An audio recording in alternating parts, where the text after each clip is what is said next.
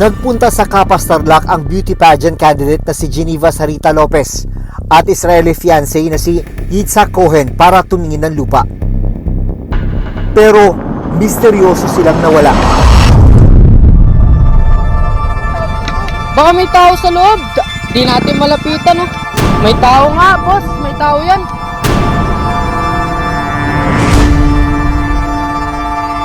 Makalipas ang 2 linggo, 2 bangkay ang natagpuang nakalibing sa isang quarry site sa Barangay Santa Lucia, Kapas Tarlac.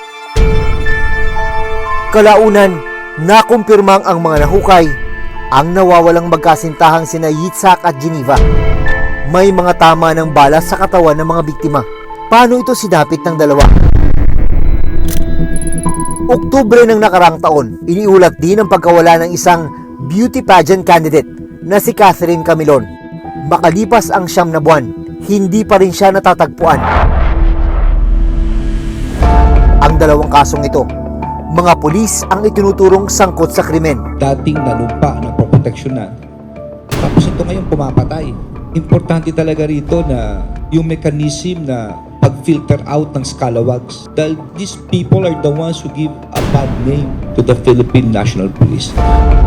Paano mareresolba ang mga kasong ito kung mismong mga tagapagpatupad ng batas ang sinasabing nasa likod nito? Napakahirap po araw-araw. Wala kaming alam. Araw-araw iisipin namin nasaan ka. Ipinapalagay na lang namin na nandyan siya. Nandyan lang siya. Ano ang mga hamong hinaharap ng mga otoridad sa paglutas sa mga ganitong uri ng krimen?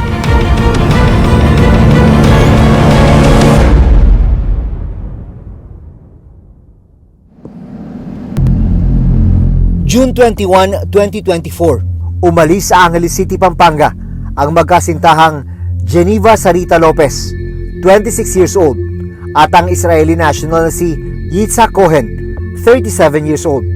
Kwento ng nakatatandang kapatid ni Geneva na humiling na itago ang kanyang pagkakinanlan.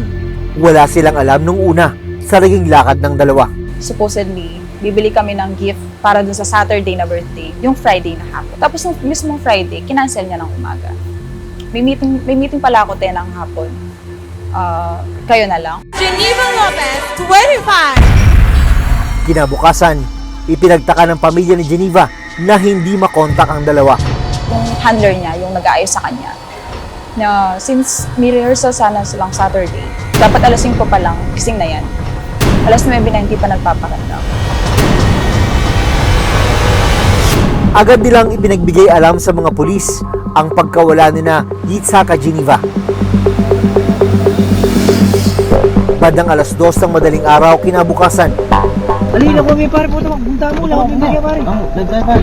isang nasusunog na sports utility vehicle o SUV ang nakuna ng video sa kabaan ng San Jose Road, Barangay Cristo Rey sa Kapas Tarlac. Boss, baka may kilala kang matawagan na emergency. Baka may tao sa loob. Di natin malapitan. Naiparating sa Kapas Municipal Police Station ang insidente ng nagliliyab na sasakyan. So, nung pinaka-assess na po itong SUV, ay doon po natagpuan yung ilang mga dokumento at saka mga ID na may pangalan po si Geneva na nagkukumpirma po na ito po yung mga sasakyan ng biktima pero wala po sila doon. Hindi po sa kanila yung sasakyan, ma'am, parang nirentahan lang po nila.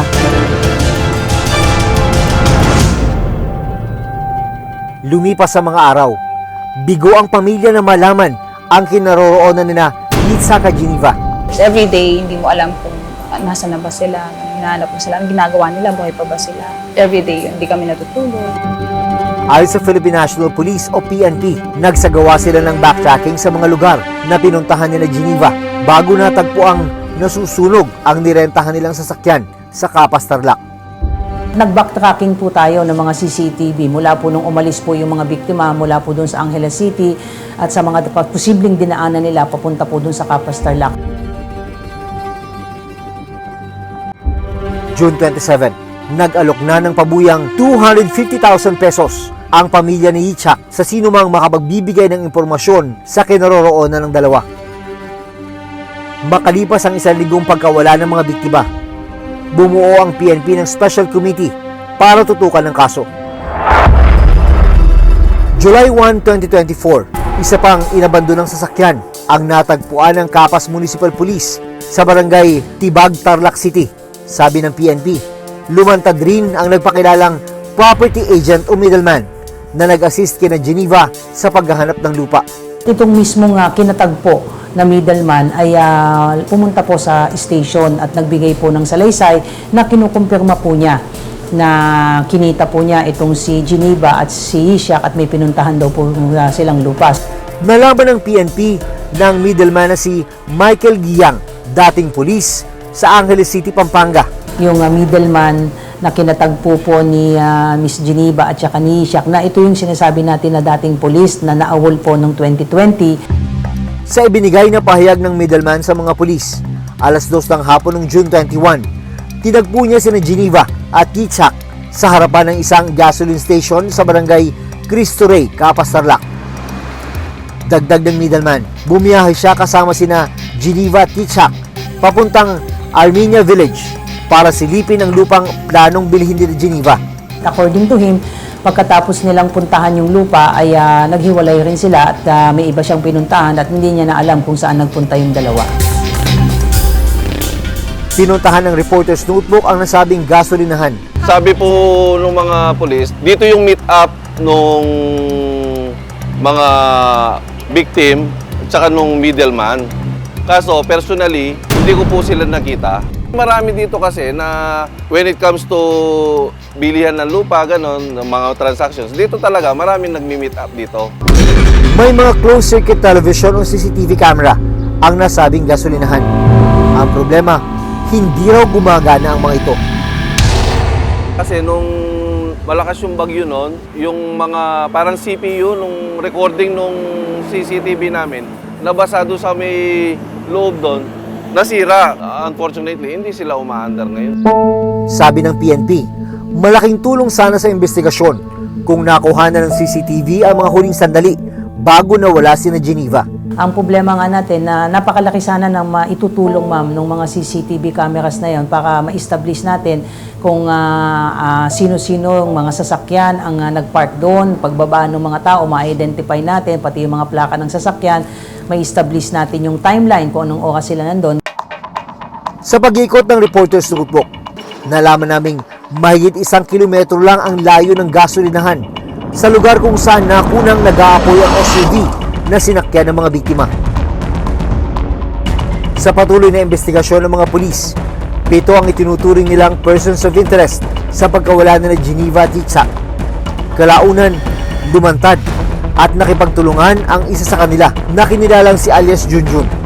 Nung kinausap nila itong si alias Junjun ay nagsabi na nakukonsensya na siya at makikipagtulungan siya sa pulis at sumuko siya. At nilahad niya sa SITG, sa kapulisan, yung nalalaman niya. Ayon sa PNP, batay sa salaysay ni alias Junjun, isang kumpare niya na naghahanap umano ng mekaniko ang lumapit daw sa kanya noong June 21. Kasi itong ating witness ay mekaniko ng heavy equipment ng mga sasakyan. So yun yung sabi sa kanya, so sumama siya. Pero pagdating niya sa lugar, nakita raw niya sa sasakyang pinapamaneho sa kanya ang katawan ng 2 tao. It turned out na itong sinasabing POI ay pinag-drive siya ng sasakyan. Ang pinag-drive sa kanyang sasakyan ay yung sasakyan ng mga biktima. Pagsakay niya dun sa sasakyan, ang sinasabi niya, this is based dun sa kanyang kwento, ay nandun na yung 2 tao na patay. Nasa may passenger seat ng malapit sa katabi ng driver, yung babae, at yung nasa likod ay lalaki, although hindi niya kilala. Batay pa rin sa salaysay ni alias Junjun, siya ang nagmamaneho ng sasakyan ng mga biktima. Nasa unahan nila ang isa pang sasakyan kung saan nandoon ang mga sospek sa krimen. Dahil ang pangako sa kanya ay huwag siyang magsalita, babayaran siya ng 50,000. So from there, sumunod siya dun sa sasakyan at pumunta nga sila dito sa quarry site, dyan sa barangay Santa Lucia, Capas, Tarlac.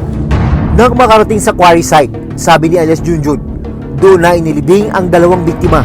May nag-aantay na doon na sabi niya na isang tao at At naghukay nga itong POIs natin at yung isa pang tao para nga ibaon itong dalawang biktima. Dagdag pa sa naging salaysay ni Alice Junjun, siya rin ang inutusang sunugin ang sasakyan ng mga biktima. Accordingly, ang ginamit niya lang, tissue lang na pinag-ipon-ipon niya na tissue, na nandun din yung tissue sa loob ng sasakyan. Inipon-ipon niya, binilit-bilot niya yung tissue, tapos sinindihan niya ng lighter at inilagay doon sa isa sa upuan sa harap at hanggang tuluyang umapoy na.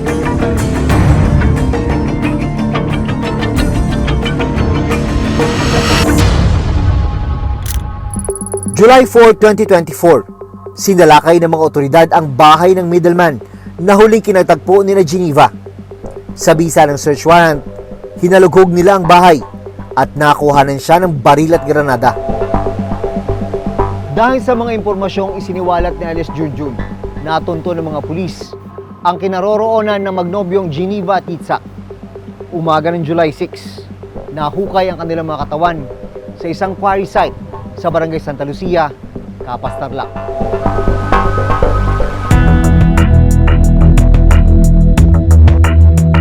Ang bangkay ng mga biktima isinailalim sa autopsy na pinangunahan ng National Bureau of Investigation. Lumabas po sa autopsy po ng NBI po ay binaril po yung dalawang biktima. Ang tama po nung babae po ay sa likod po at sa may hita po. Samantalang yung lalaki naman po ay sa may dibdib at sa may bandang kilikili. At lumalabas po na sa loob mismo ng sasakyan na gamit nila, pinatay itong mga biktima. Sa kasalukuyan, 5 sa 7 persons of interest ang nasa kustodiya na ng PNP. 2 sa kanila, mga dating pulis. 3 na po dyan yung na-arrested. Kasama nga po dyan yung middleman na kinatagpo po ni Miss Geneva at saka ni Ishak, na ito yung sinasabi natin na dating pulis na naawol po noong 2020 at isa pa po na dating pulis na naawol at na-dismiss rin po noong 2019. At yung isa po na si alias Jeff na nahuli din po sa bypass operation ay ang naging partisipasyon po niya ay lumalabas na kasama po siya sa naging pagpaplano kakapatayin po itong mga biktima.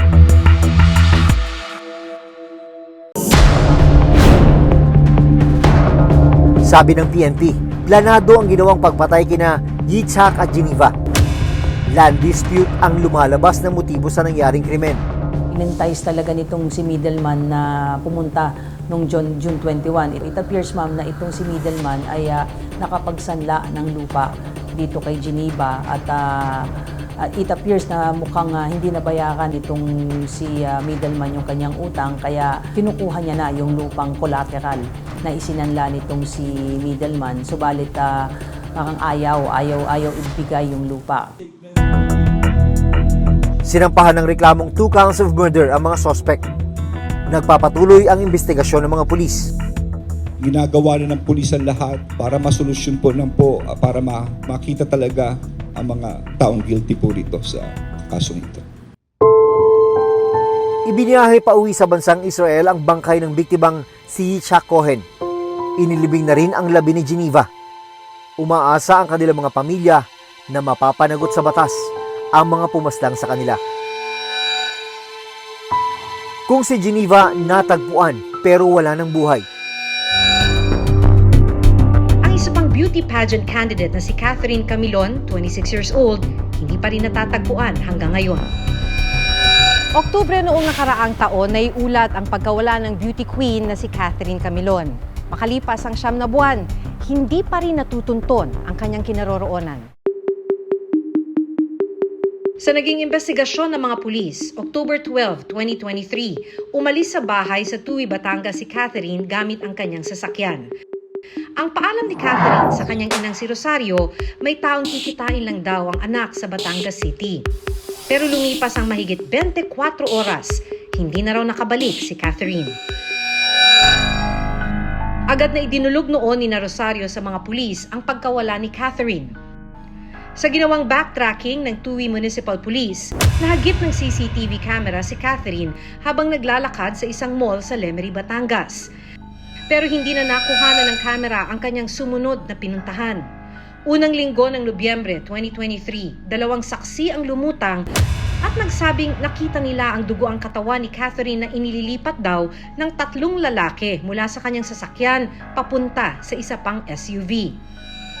November 8, 2023, ang itinurong sasakyan na pinaglipatan ng katawan ni Catherine natagpo ang inabandona sa isang bakanteng lote sa barangay Dumuklay, Batangas City. So nung pinakases po yun ng SOCO ay may mga na-recover po doon na mga hair strands, pati po na mga dugo po sa isang sponge po. So nung kinuha po to, pinakases po, sinuwab po yan at ikinumpara po at kinuhanan din po ng DNA pa specimen po yung mga magulang at nagmatch po. Hindi nagtagal, isang pulis ang tinukoy na sangkot di umano sa pagkawala ng biktima. Kinilala siyang si Police Major Alan De Castro, dating hepe ng Lipas City, Batangas. Si De Castro, karelasyon daw ni Catherine. Ano ho bang relationship niya dun sa suspect? Naging boyfriend niya na hindi naman niya ipinaalam sa amin. Bakit ho siya sasaktan ng kanyang boyfriend?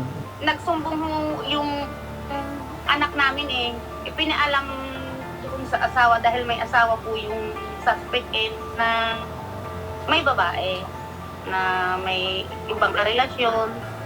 Yun ho, siguro baka yun ho ang isang dahilan.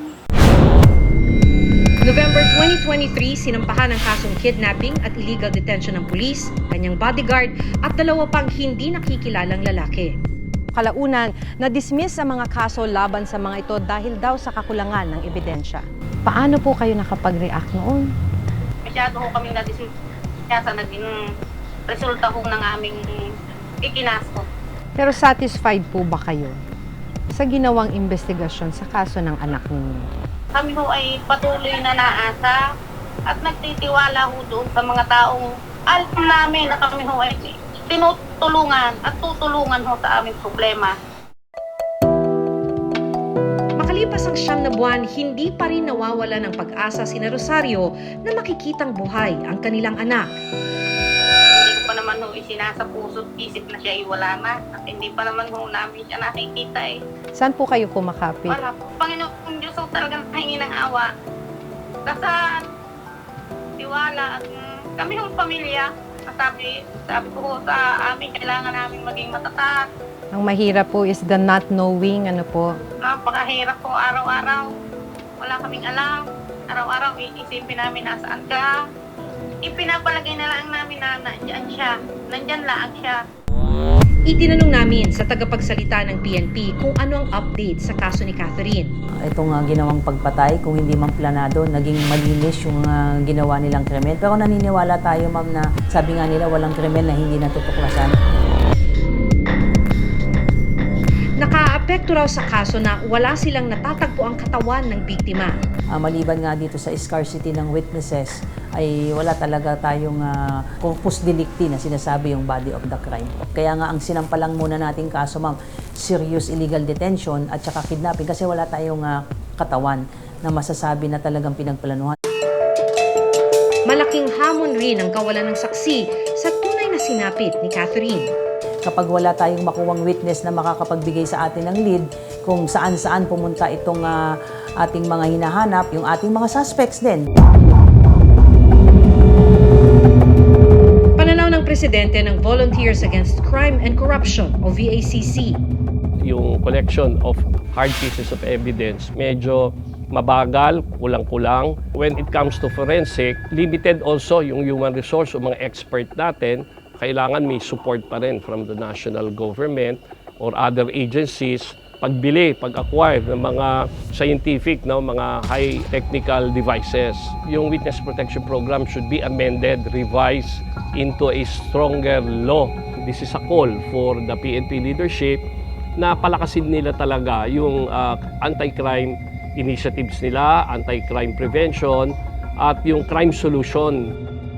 Maaaring may lapses. May mga pagkakataon na may mga, yun ang isa sinasabi na yung may mga particular tayong kinaso, bakit may mga lapses tayong napupuna. At yun naman, ma'am, ay hindi isinasantabi ng PNP, hindi yun pinagwawalang bahala. Na mananagot talaga ang dapat mananagot dito. Susunod, Dating nanumpa na proteksyonan. Tapos ito ngayon pumapatay. Importante talaga rito na yung mechanism na pag-filter out ng scalawags.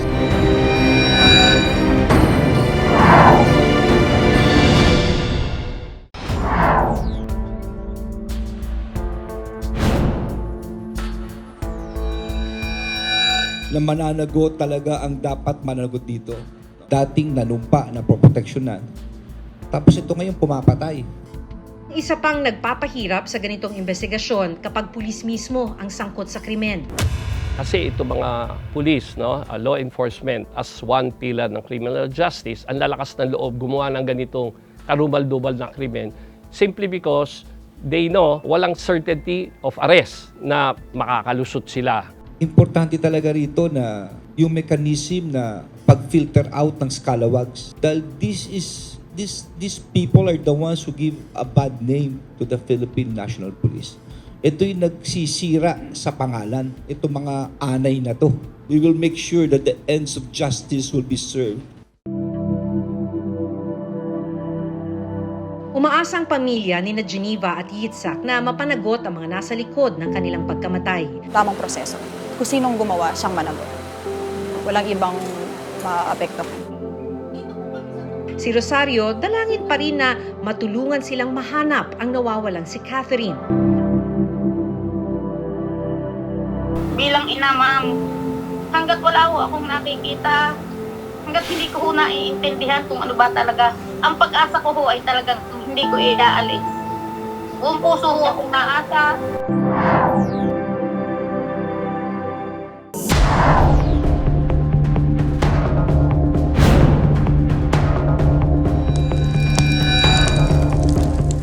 Ang nakababahala sa dalawang kasong ito, pulis at mga dating pulis ang di umano'y nasa likod.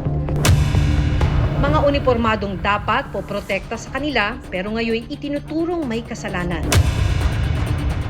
Dapat ay mas paigtingin at pabilisin ang pagbibigay linaw at solusyon sa mga kaso para mabigay sa lalong madaling panahon ang hinahangad nilang katarungan. Hanggang sa susunod na Sabado, ako si Maki Pulido. Ako si Jun Veneracion at ito ang Reporter's Notebook.